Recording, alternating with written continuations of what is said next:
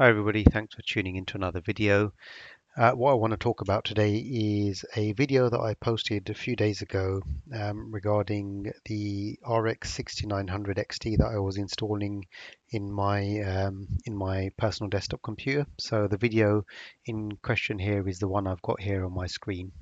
This is from my channel, so you may or may not be aware of it. Sorry. So I will actually leave a link to this previous video in the description on this video below. So after I posted the video, I was quite excited to go ahead and start recording some experience of gaming with this graphics card and just showing you guys how it performs in various titles, both old and new. Unfortunately, I've been experiencing issues with the card ever since it was installed, and I've had to remove the card from the PC at the moment, which hopefully answers the question as to why you've not seen any recent videos. But I just wanted to go through the issues that I'm experiencing with you all.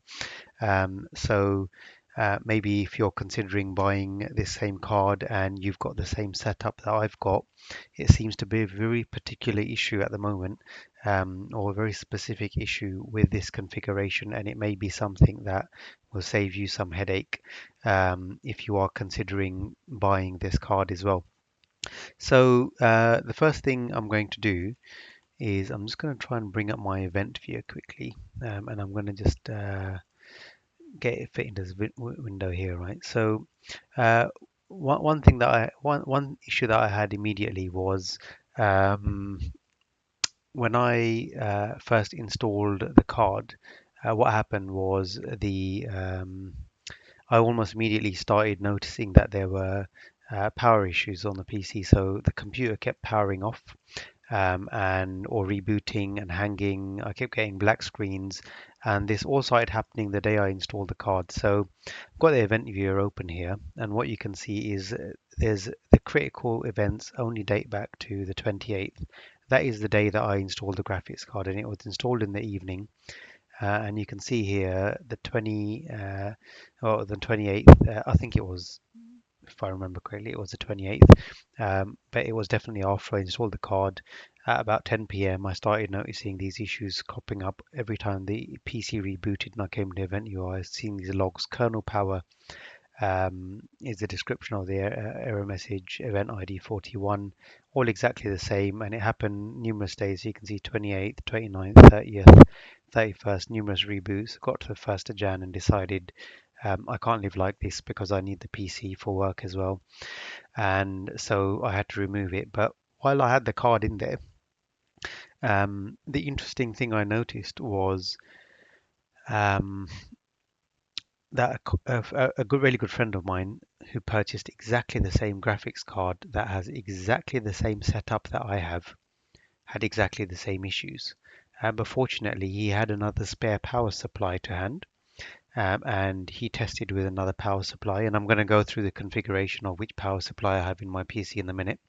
And he noticed that the machine was completely stable and the graphics card was running absolutely fine without any issues with the spare power supply.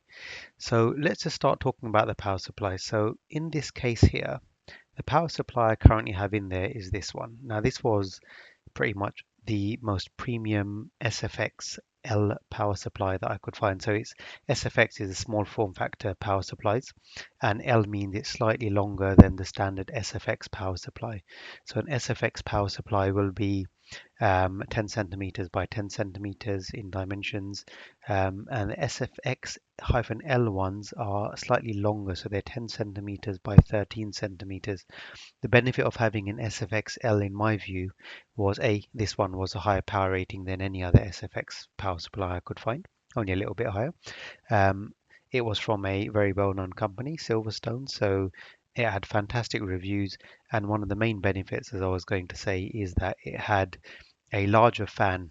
So if the fans are larger, they generally tend to make a little bit less noise than slightly smaller fans because of the makeup of the fan and the way it's moving in the air. So It was a nicer idea to have a slightly larger power supply, so I had to squeeze it into the case, and it was difficult to squeeze everything in. And you saw when I was installing the video, if you haven't seen, if you go back to watching this video, you'll see where I was actually fitting the power supply in. It was a bit of a squeeze, right? If I just fast forward to that part in the video. So around here, you can see the power supply there, and the cables very, very tight towards the bottom fans in the case, and the graphics card literally just about squeezes right on top of it. So if I just forward there, you can see the graphics card is literally, there's about a 1 centimeter clearance between the bottom of the power supply and the graphics card. If this was the SFX one, it would probably be sitting about 3 centimeters higher, so there'd be a lot more clearance. There'd be more room for cable management. It would be a lot tidier from that regard. But other than that, nonetheless, I decided I wanted the best, and I went for the SFX-L Silverstone 800 watt PSU.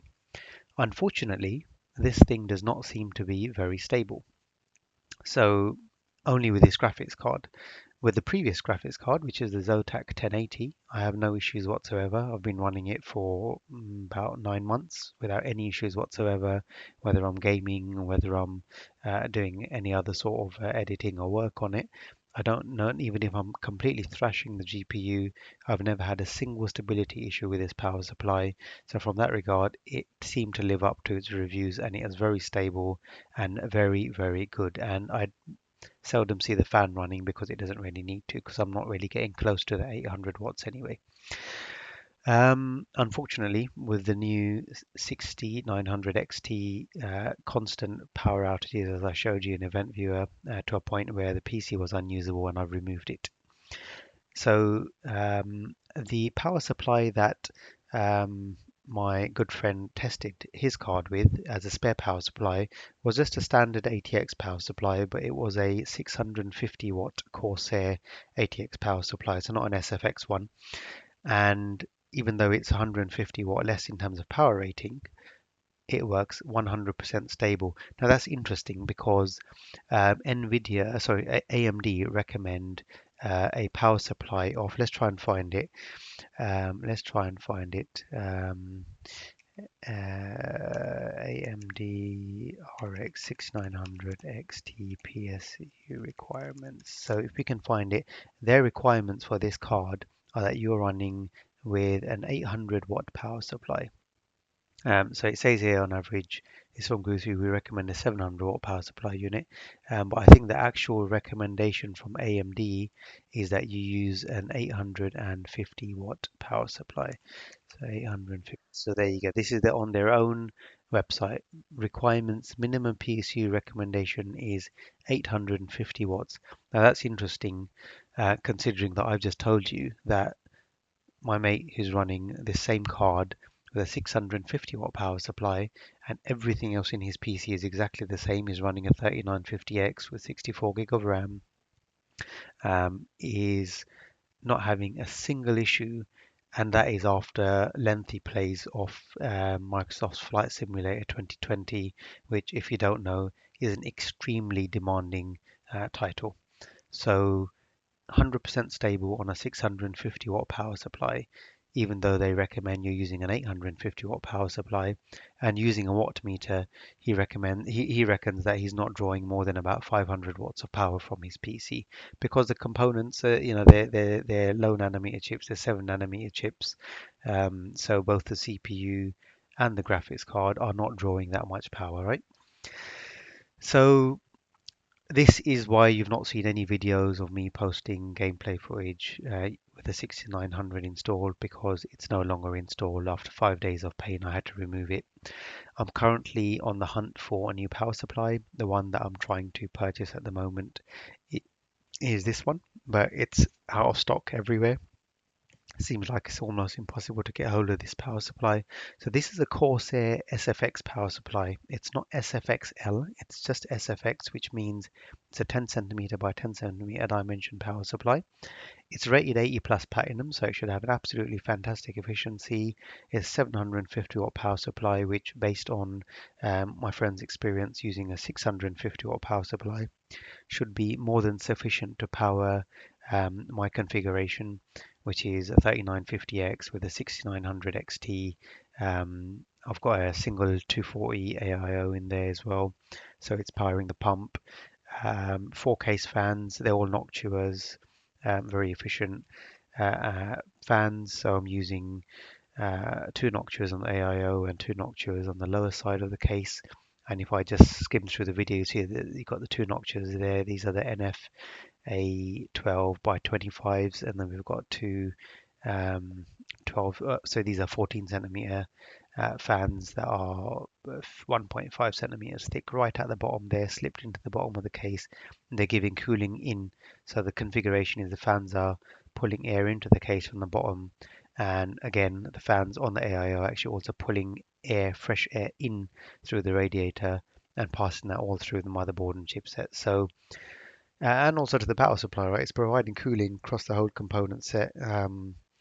It's a great configuration in this small case that I generally leave open. I don't put the covers on there because I like the way it looks open so I can see all the bits inside it as well.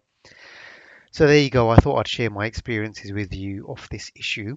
If you are considering buying the 6900 XT and the only power supply you have is the Silverstone SX800 LTI, definitely think twice because from two individual sources, which is me and a good friend of mine, have tested the same card with the same power supply, and we have unfortunately experienced exactly the same issues, which is it does not seem to be stable with this power supply.